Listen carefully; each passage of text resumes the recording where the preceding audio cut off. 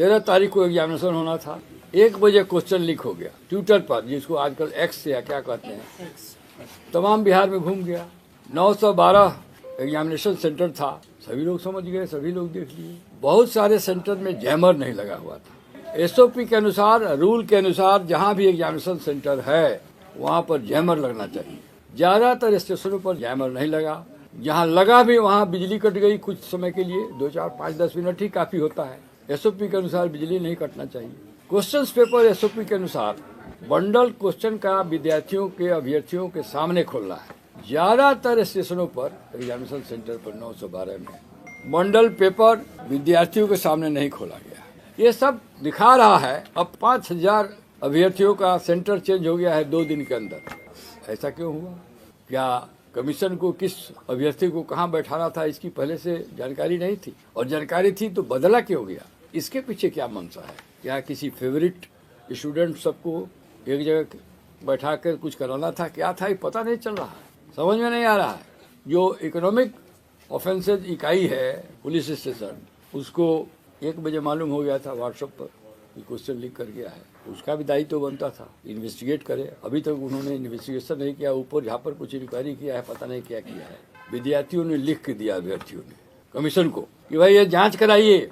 आपको मालूम है एक विद्यार्थी सुसाइड कर लिया। आए दिन हम लोग देखते हैं किसी न किसी रूप में, पुलिस सर्विस कमीशन एग्जामिनेशन हो, मेडिकल एग्जामिनेशन हो, दरोगा का, सिपाही का, सब में क्वेश्चन लीक हो रहा है। मेरिटोरियस स्टूडेंट इतने फ्रस्ट्रेटेड हो जाते हैं कि वो सुसाइड कमिट कर लेते हैं। और सरकार को संवेदनशील होना चाहिए। वेलफेयर स्टेट है हम लोग का। हमारा संविधान भी कहता है कि government should be responsible and responsible to the causes of student, general public. यहाँ तो सरकार बहरी हो गई है। लड़के आंदोलन में चले गए, गर्दनी मांग बैठे रहे। जब प्रशांत किशोर जी को ये मालूम हुआ बच्चों के साथ अन्याय हो रहा है, एग्जामिनेशन में धांधली हुई है, तो उन्होंने इनके साथ कंधे में कंधे मिलाकर इनका जो आंदोलन था, इनका जो मिशन था कि री एग्जामिनेशन हो, उसमें वो शरीक हुए। इन लोगों के साथ जब अनशन पर वो बैठे, अभी तक अनशन में बैठे हुए हैं। इतने अच्छे कॉज के लिए और जेन्युइन कॉज के लिए विद्यार्थी लड़ रहे हैं, परीक्षार्थी लड़ रहे हैं, अभ्यर्थी, और उसका समर्थन प्रशांत किशोर जी और उनकी पार्टी जन स्वराज कर रही है। इसमें कोई राजनीति नहीं है। एक गुड कॉज को सपोर्ट करना, तो राजनीति क्यों किया जाता है? पार्टी क्यों बनाया जाता है? कि चुनाव हो, अच्छे लोग जीत के आवे, अच्छी सरकार बने। अल्टीमेटली सरकार बनाना ही कोई फाइनलिटी नहीं है। पब्लिक की सेवा हो, बच्चों की शिक्षा हो, लोग बढ़े, आगे बढ़े, तो ये राजनीति नहीं है। विद्यार्थियों को मदद करना, विद्यार्थियों के साथ अन्याय हुआ है, आगे खड़े हैं। और अन्य राजनीतिक दलों को भी उन्होंने आह्वान दिया है कि आप भी आइए और इस मुहिम में विद्यार्थियों के साथ होइए। लेकिन कान जू नहीं रहा, सरकार के कान पे जू नहीं रहा। इंक्वायरी न कमीशन कराती है न सरकार कराया। इकोनॉमिक ऑफेंसेस पुलिस स्टेशन जो है वो भी नहीं करा रही है। अब विद्यार्थियों के पास कोई चारा नहीं रहा। विद्यार्थियों, हम लोग से मिले, विद्यार्थियों में ये जो पप्पू जी हैं यहाँ बैठे हुए हैं, पप्पू कुमार, और इनका एलियस नाम है किंकर कुमार या क्या, राम कश्यप, और सब विद्यार्थी आए।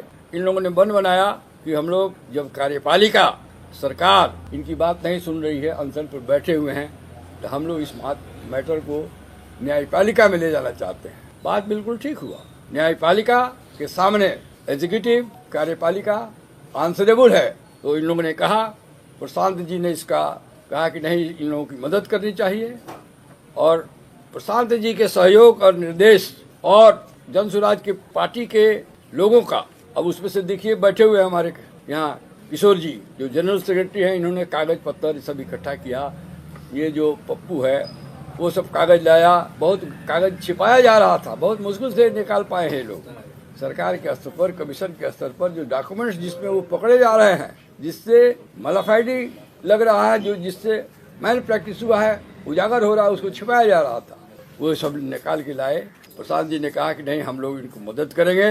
विद्यार्थी न्यायालय जाते हैं तो सारी सुविधा हम लोग प्रदान करेंगे और इनके कॉज को हम लोग कोर्ट में भी हाईलाइट करेंगे। तो मेरे जूनियर, हमारे जो लीगल टीम है, प्रणव कुमार हैं, अभी तो नहीं है, सृष्टि सिंह हैं, देवाशीष गिरी हैं, ये लोग मिल के और किशोर जी और वो पप्पू जी मिल के सब अपना ड्राफ्ट वगैरह बनाए। क्या क्या खामियां हुई हैं, और खामियां 2-4 खामियों को हम बताया है, बहुत सारी खामियां हैं जो इलीगलिटी हुआ है। 28 सेंटर पर ग्लैरिंग वायलेशन ऑफ लॉ हुआ है, वायलेशन जो नॉर्म्स है एग्जामिनेशन का वो नहीं हुआ है, सब हम लोगों ने दिया है।